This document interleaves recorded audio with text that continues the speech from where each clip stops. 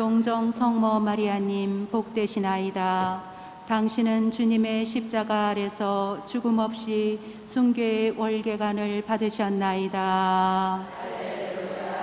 주님께서 여러분과 함께 또한 사제의 영과 함께 요한이 전한 거룩한 복음입니다. 주님 영광 받으소서. 그때 예수님의 십자가 곁에는 그분의 어머니와 이모 클로파스의 아내 마리아와 마리아 막달라나가 서 있었다. 예수님께서는 당신의 어머니와 그의 곁에 선 사랑하시는 제자를 보시고 어머니에게 말씀하셨다. 여인이시여, 이 사람이 어머니의 아들입니다. 이어서 그 제자에게 이분이 내 어머니시다 하고 말씀하셨다. 그때부터 그 제자가 그분을 자기 집에 모셨다. 주님의 말씀입니다. 그리스도님 찬미합니다. 모두 자리에 앉으십시오.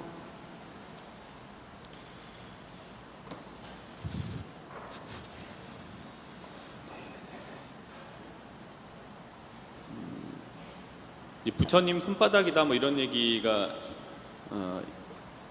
있는 걸 잘 아시는데 뭐 다 아시다시피 이제 손오공이 부처님 손바닥에서 놀아난 거잖아요. 그래서 네가 손오공이 부처님 한번 이겨보겠다고 이제 시합을 했는데 근두운을 타고 이제 끝까지 자기가 갈 수 있는 데까지 가갖고서 기둥이 있길래 나 여기까지 왔다라고 딱 썼더니 나중에 봤더니 부처님 손가락에다가 이제 딱 써놓고 된 거잖아요. 그래서 부처님 손 안에서 이제 놀아난 이제 손오공의 얘기를 잘 알고 계시잖아요.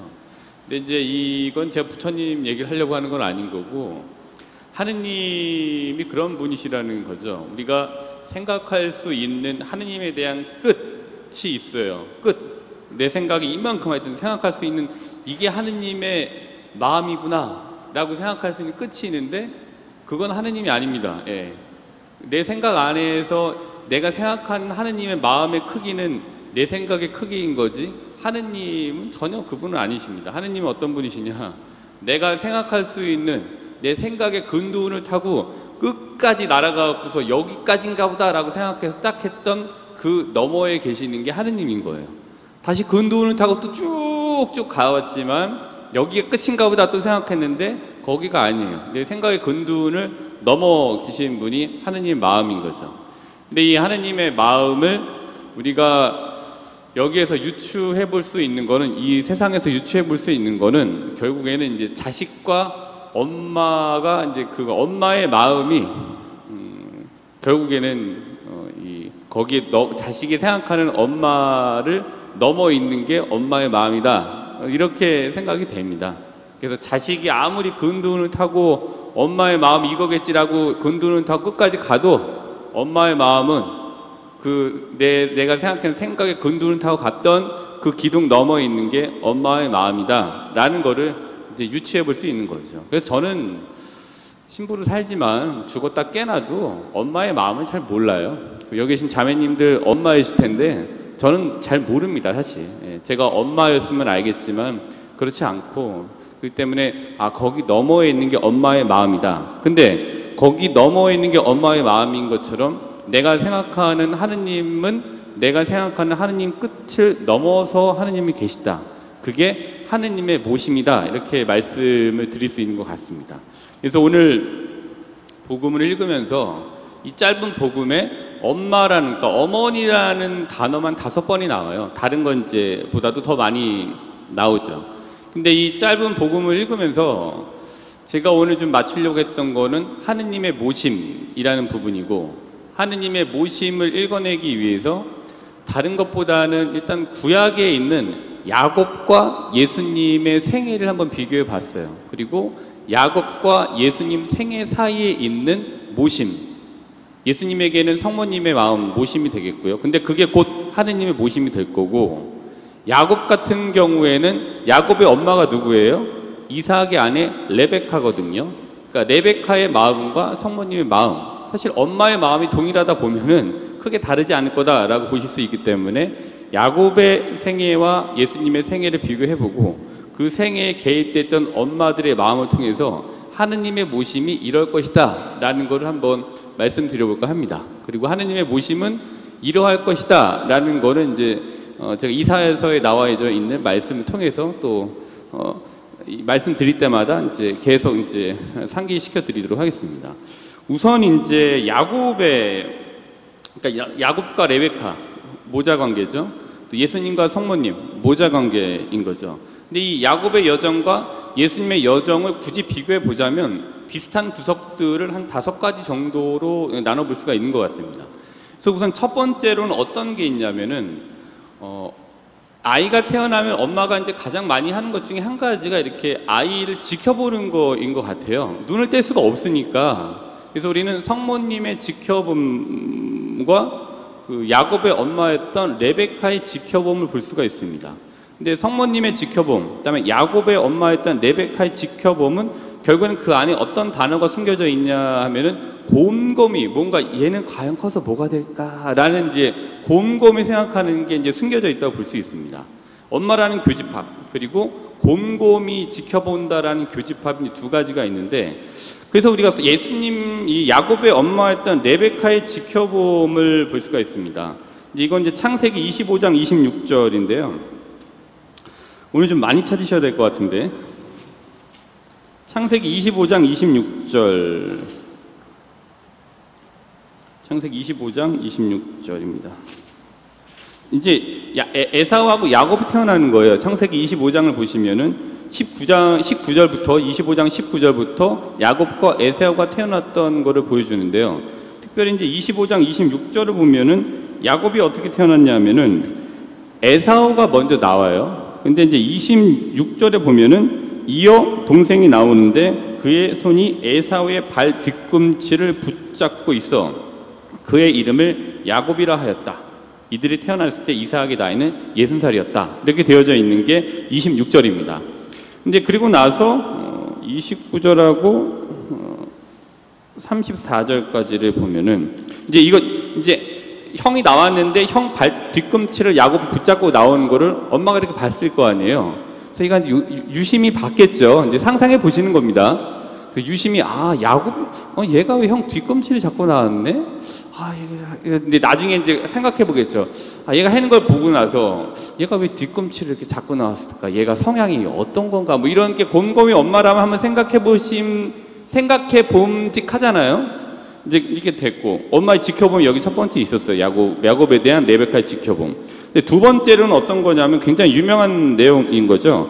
어떤 내용이냐면은 29절부터 34절, 25장 29절부터 34절은 에사우가 맏아들의 권리를 배가 고파서 붉은 콩 한 죽에 팔아버리게 되는 게 25장 29절부터 34절까지의 말씀이에요. 근데 이제 이거를 몰랐을까요? 레베카가 자식에 대해서 이렇게 지켜봤을 때 이놈이 야곱이 형한테 그렇게 해갖고서 그 장자권을 이렇게 넘겼다는 이걸 봤을 거 아니에요. 이놈이 이렇게 했네? 저는 이제 여기서 생각이 드는 게 엄마였던 레베카가 야곱의 싹을 알아본 것 같아요. 이놈 싹수가 뭐가 있는데? 뭐 이런 데 생각을 했겠죠. 형도 뭐가 있었지만 보면은 레베카가 야곱을 더 사랑했어요. 왜냐하면 25장 28절 바로 위에 보시면은 이삭은 사냥한 고기를 좋아하여 에사우를 사용하였고 레베카는 야곱을 사랑하였다. 그러니까 야곱을 더 사랑한 거라고 보여줘요. 그러니까 더 사랑했던, 더 관심이 가는 자녀가 있으시다며요. 근데 그 자녀를 더 유심히 보시겠죠.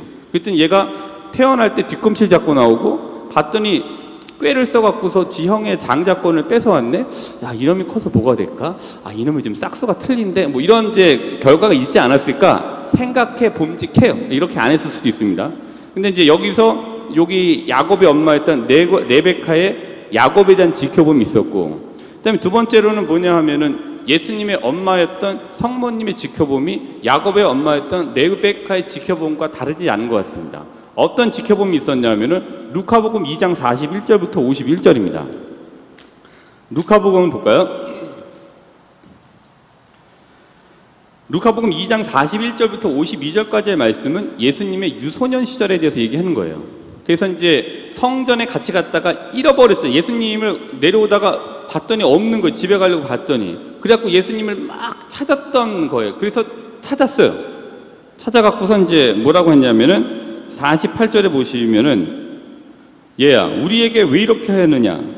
내 아버지와 내가 너를 애타게 찾았단다 하자 그가 부모에게 말하였다. 왜 저를 찾으셨습니까? 저는 제 아버지 집에 있어야 하는 줄을 모르셨습니까? 그러니까 보통 애라면 이렇게 안 했죠. 엄마 잃어버렸다고 울고불고 엄마 보고 보자마자 떼쓰면서 쫓아갔을 텐데, 그 엄마는 엉덩이 때리는 게 이 정상적인 가정의 이거잖아요. 근데 애가 보자 놀라지도 않고 그 3일 동안 이렇게 있으면서 제가 아버지 집에 있어야 되는 거를 왜 모르셨습니까? 라고 하면서 당돌하게 얘기했단 말이에요. 그때 그 당돌한 면을 보고 성모님께서 언제 어떻게 하셨냐면은 51절이죠. 예수님은 부모와 함께 나자렛으로 내려가 51절 그들에게 순종하며 지냈다. 그의 어머니는 이 모든 일을 마음속에 간직하였다. 이 일을 간직하고 나서 분명히 얘가 어떻게 될 것인가에 대한 거를 유심히 봤을 거예요. 탄생했을 때부터 사실 평범한 탄생이 아니었던 거잖아요. 장소도 그렇고 탄생 자체가 정상적인 과정이 있었던 게 아니라 정상적인 과정을 떼어진 채 성령으로 말미암아 잉태가 돼서 태어난 아이, 유심히 볼 수밖에 없었죠. 근데 애가 좀 크고 나서도 이렇게 잃어버리고 만났는데 이렇게 당돌하게 얘기를 하더니 오히려 당당한 거죠. 그러니까 얘가 과연 뭐가 될 것인가 라는 것에 대해서 유심히 성장 과정을 지켜봤을 거예요. 아, 얘도 좀 싹수가 좀 다르겠는데? 뭐 흔히 얘기하면 그렇게 할 수가 있죠. 근데 이런 거를 유심히 지켜봤었기 때문에 이런 과정들을 요한복음에 나와져 있는 요한복음 이제 2장에 보시면 카나의 혼인잔치가 나오잖아요. 첫 번째 기적이라고 해서. 그래서 이런 거를 유심히 지켜봤던 성모님이었기 때문에 포도주가 떨어졌을 때 예수님께 포도주가 떨어졌다라고 얘기할 수 있었던 것 같아요. 왜냐하면 자기 자녀가 자랐던 걸 지켜봤던 거잖아요. 얘가 어떤 애였던 거다. 근데 얘가 자라면서도 뭔가 있었을 거예요, 예수가. 그러니까 그러고 나서 그때까지도 뭐가 분명히 있었으니까 믿는 구석이 있으니까 포도주를 좀 만들어 달라고, 포도주가 다 떨어졌다고 얘기를 할 수 있었던 거죠. 근데 이거는 어떤 생각을 가지고 있었기 때문에 할 수 있었냐라고 짐작해 보면은 마테오복음 8장 2절부터 3절이에요. 마테오복음 8장 2절부터 3절까지의 말씀은 뭐냐 하면은 주님께서는 하고자 하시면 저를 깨끗하게 하실 수 있습니다. 예수님께서 3절에 내가 하고자 하니 깨끗하게 되어라 라고 하면서 이제 병을 고쳐주시잖아요. 그러니까 유심히 지켜본 결과 예수라고 하는 나의 아들은 하고자 하면 할 수 있다라는 것에 대한 지켜봄의 결과가 이 성모님에게 입력이 되어져 있는 거죠. 결과치가, 정보 자체가. 그랬던 것 같아요. 저는 그렇게 봤습니다. 그래서 예수님을 지켜본 결과 싹수가 다르다.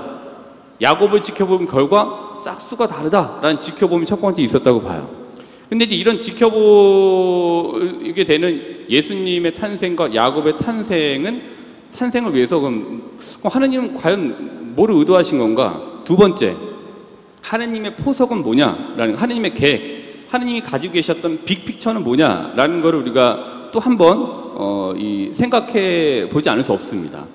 그래서 하느님의 포석은 어떤 거냐? 첫 번째, 우선 야곱의 탈출과 하느님의 포석을 볼 수가 있고, 두 번째로는 예수님의 탄생과 하느님의 포석을 저희가 볼 수 있는 것 같습니다.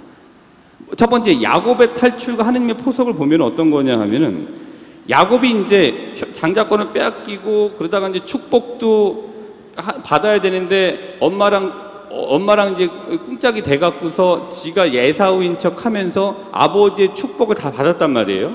이거를 에사우였던 큰형이었던 에사우가 이걸 알아갖고 죽이겠다라고 생각해갖고 야곱을 더 사랑했던 엄마였던 레베카가 야곱에게 저기 가면 하란 지방에 가면 우리 내 그 사촌 동생이 라반이 있는데 내 동생 라반이 있는데 거기 가 있어라고 하면서 이제 탈출을 시키죠. 도망을 가게 했습니다.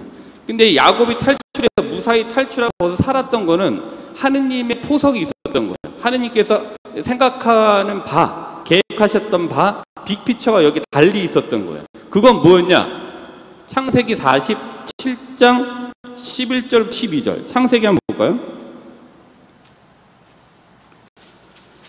창세기 47장 11절부터 12절. 이건 이제 제가 발견한 거니까 이제 다른 답은 이제 자매님들이랑 이제 한번 집에 돌아가셔갖고 성경을 읽으면서 한번 찾아보세요. 제가 찾았던 47장 11절부터 12절이 하느님의 미래를 향한 큰 포석이었다라고 보는 게 이거예요. 요셉은 파라오가 분부한 대로 자기 아버지와 형제들을 이집트 땅에 곧 그 땅에서 가장 좋은 곳인 라메세스 지방에 머무르게 하고 그들에게 소유지도 떼어주었다. 그리고 아버지와 형제들과 아버지의 온 집안에 그 식솔수대로 양식을 대주었다. 굉장히 심한 기근이 있었잖아요. 그래서 사람들이 양식을 사기 위해서 이집트로 다 모여든 순간이었는데 자기들이 이제 버렸던 요셉, 보태다, 그다음에 채우다라는 뜻을 가진 요셉이 이렇게 팔려갔는데 거기에서 이제 제2인자의 자리가 돼서 나라에 있는 많은 국가를 이제 좌지우지하면서 할 수 있는 힘을 가지게 된 거잖아요. 근데 결국에 이게 야곱이 에사우의 손에서 벗어나고 이제 요셉을 낳게 되고 그 요셉이 47장 11절부터 12절까지의 결과를 가져올 수 있게 된 거죠. 이거 하느님의 큰 빅픽처였다, 큰 포석이었다. 저는 이제 그렇게 봅니다. 근데 이거를 이제 봤을 때 결국에는 야곱의 탈출은 이스라엘의 구원을 위한 하느님의 포석이었다 볼 수 있죠. 두 번째로 예수님의 탄생과 하느님의 포석은 뭐였냐면 이건 간단한 거예요. 예수님의 포석, 마르코복음 8장 31절부터 33절, 이번 주, 지난주, 연중 이 4주간, 지난주에 있었던 저희 복음의 내용인데요. 마르코복음 8장 31절부터 33절, 8장 31절부터 33절 뭐냐? 예수님께서 그 뒤에 사람의 아들이 반드시 많은 고난을 겪으시고 원로들과 수석사제들과 율법학자들에게 배척을 받아 죽임을 당하셨다가 사흘 만에 다시 살아나야 한다는 것을 제자들에게 가르치기 시작하셨다. 그러니까 순환과 부활, 이게 이제 예수님의 탄생이 여기에 있는 거죠. 이 하느님의 포석은 예수님께서 탄생하신 이 육화 자체에는 부활을 위한 거였다라는 거를 포석은 이제 알 수 있는 게 여기에 있죠. 그러니까 우리가 이제 레베카의 지켜봄, 그다음에 성모님의 지켜봄, 이걸 통해서 그리고 이 하느님의 포석을 통해서 알 수 있는 거는, 알아볼 수 있는 거는 하느님의 모심이라고 보여져요. 하느님 과연 어떠한 엄마의 마음을 가지고 있느냐? 이사야서 49장 15절입니다. 이사야서 49장 15절. 이제 두 번째는 길죠? 제 상황 봐서 뺄 건 빼고 그냥 줄이겠습니다. 이사야서 49장 15절은 뭐냐? 이사야서 49장 15절은 너무 잘 알고 계신 거예요. 여인이 제 젖먹이를 잊을 수 있느냐? 제 몸에서 난 아기를 가엾이 여기지 않을 수 있느냐? 설령 여인들은 잊는다 하더라도 나는 너를 잊지 않는다. 이게 이제 하느님의 모심이에요. 레베카가 야곱에 대해서 가지고 있었던 모심도 제 젖먹이를 잊지 않는 모심일 거고, 당연히 그 성모님이 예수님에 대해서 가지고 있었던 엄마의 모심, 엄마의 마음은 바로 이 이사야서 49장 15절이에요. 여인이 제 젖먹이를 잊을 수 있느냐? 제 몸에서 난 아기를 가엾이 여기지 않을 수 있느냐? 설령 여인들은 잊는다 하더라도 나는 너를 잊지 않는다. 그러니까 여인들이 잊는다라는 거는 부처님 손바닥, 될 수 있다. 근데 나는 그 너머에 있다라는 걸 하느님께서 분명하게 말씀하신 게 이사야서 49장 15절. 이걸 통해서 우리가 하느님의 모심, 그러니까 하느님께서 어떻게 우리 생각하시는 거냐라는 것에 대한 모심을 좀 가늠해 볼 수 있는 좀 잣대, 스탠다드가 좀 될 수 있는 것 같습니다. 자, 세 번째는 공생활의 시작이에요. 이 공생활은 예수님만 공생활이 있었던 게 아니라 야곱도 공생활이 있었던 것 같아요. 그리고 예수님도 공생활이 있었고, 두 개를 비교해 보면 이래요. 야곱의 공생활은 어디서부터냐? 제가 나눈 기준에 따르면은 외삼촌 라반의 집에 가서 생활했을 때부터가 야곱의 공생활이라고 보여집니다. 그래서 창세기 29장부터 30장이 야곱의 공생활이라고 이렇게 좀 저는 나누겠습니다. 근데 왜냐하면은 이 공생활을 이라고 보는 이유가 29장부터 30장을 한번 집에 가셔서 한번 자세히 한번 읽어보세요. 근데 야곱이 외삼촌의 집에 가서 거기서 이제 어떤 일이 있었냐면은 일하고 뭐하고 하면서 이 외삼촌 라반의 집에서 우리가 살아가는 것과 마찬가지로 인생의 희노애락이 외삼촌 라반의 집에 다 있었던 거예요. 일했죠. 결혼해서 가정을 꾸렸죠. 애를 낳았죠. 아내를 얻었죠. 그리고 거기에서 부를 축적했죠. 그 다음 여기에서 또 라반의 자기를 못마땅하게 여기는 여러 가지 이제 이런 일들을 겪었죠. 인생의 희노애락이 여기에 다 있었던 거예요. 야곱의 공생활이 이제 여기 있습니다. 근데 또 말씀드리고 싶은 거는 이런 야곱의 공생활의 어려움, 야곱이 외삼촌 라반의 집에서 있었던 좋은 일과 또 좋지 않았던 일들과 힘들었던 일을 엄마였던 레베카가 모르고 있었을까? 아니었을 것 같아요. 항상 주시하고 있고 알아보라고 얘기하고 또 이렇게 보내서 사람들한테 전령을 보내서 알아보기도 하고 이러지 않았을까? 예, 이렇게 봅니다. 근데 두 번째 예수님의 공생활은 그럼 뭐냐? 예수님의 공생활은 마르코복음 1장 14절부터 14장 42절까지를 마르코복음으로 나누면은 예수님의 공생활을 글로 나눠볼 수가 있는 것 같아요. 여기에도 예수님의 희노애락이 있었습니다. 물론 태어나서 공생활 하기 전까지도 인생의 희노애락이 있었지만 그것까지는 잘 모르니까 예수님께서 공생활이라고 시작했던 그 순간부터 나눠서 보면은 공생활을 하면서 인생의 희노애락이 여기 다 있었던 것 같아요. 사람들이 치유를 받았고 회복했고 본인도 열받았던 적이 있었고 그래서 술도 한잔 하셨고 그 다음에 뭐 여러 가지 사람들을 만났고 하면서 인생의 희노애락이 여기에 다 있었을 거예요. 근데 마찬가지로 예수님의 공생활 동안에 있었던 예수님의 희노애락 중에 있었던 일들을 엄마였던 성모님이 다 몰랐을까? 이렇게 저희가 한번 던져볼 수 있죠. 엄마라면은 알고 있었을 거예요. 그리고 인근에 친척들이 많이 있고 친척들이 아는 네트워크로 이렇게 보면은 예수가 이렇게 한대더라 알고 있고 예수가 이렇게 하니까 좋지 않은 소리 듣고 지금 위험한 것 같더라 이런 거를 몰랐겠습니까? 엄마가 알고 있었겠죠. 엄마라면 이제 알고 있죠. 그게 이제 여기에서 또 뭘 읽을 수 있느냐? 모심을 읽을 수 있는 겁니다. 하느님의 모심은 어디예요?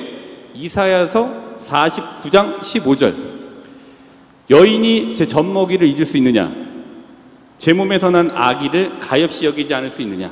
설령 여인들은 잊는다 하더라도 나는 너를 잊지 않는다. 라는 이제 이 하느님의 모심을 이제 볼 수 있죠. 그러니까 엄마의 마음, 엄마의 모심을 통해서 하느님의 모심을 볼 수 있는 것 같아요. 네 번째로는 십자가의 길입니다.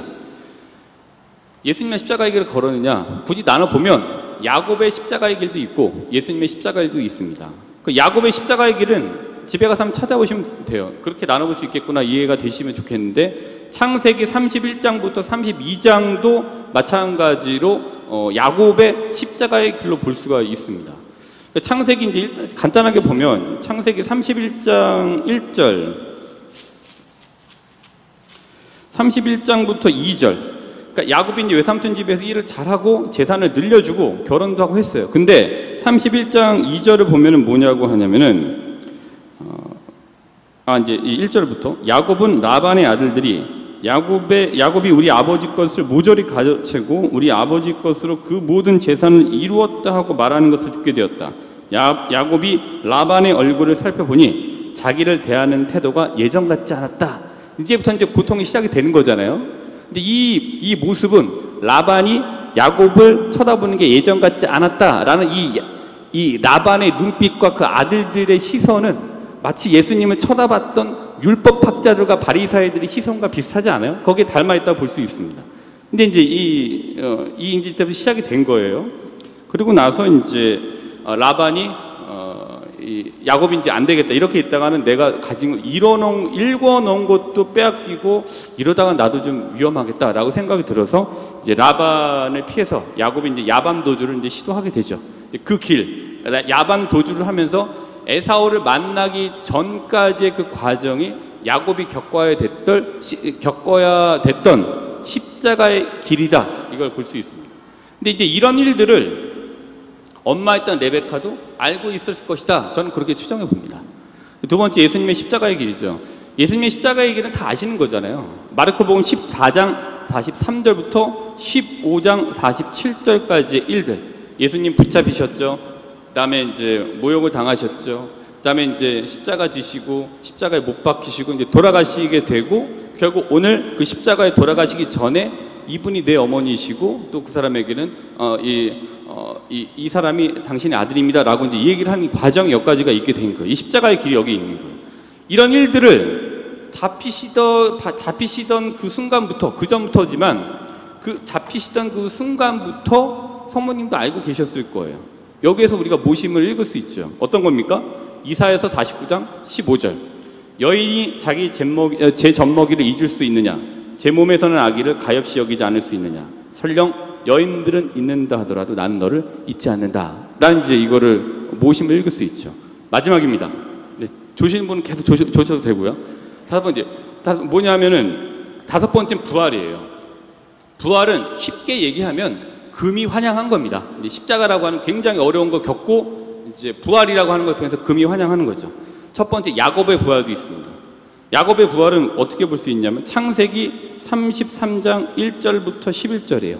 야곱이 에사우를 다시 만납니다. 그리고 관계가 회복되는 순간 이제 다 다른 역사가 쓰여져요.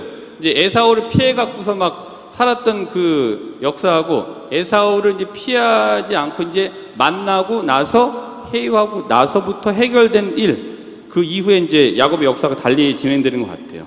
그래서 이때 야곱이 부활하죠. 그러면서 뭐라고 얘기했냐면은 창세기 33장 11절, 하느님께서 저에게 은혜를 베푸시어 저는 모든 것이 넉넉합니다 라고 하면서 야곱의 부활을 우리가 딱 가늠할 수 있게 해주고 있죠. 아, 야곱이 이렇게 재산을 읽었구나. 여러 가지 어려운 게 있었지만 이렇게 해서 야곱이 다시 부활을 했구나 라는 걸 볼 수가 있습니다. 그 예수님의 부활은 뭐 마르코복음 16장 6절을 집에 가셔서 한번 읽어보시면 아실 수 있을 것 같습니다. 뭐 여러 가지 말씀드렸어요. 그러니까 야곱과 레베카, 예수님과 성모님을 통해서 야곱과 예수님이 걸어갔던 길을 5가지로 나눠보면서 비슷한 면이 있다.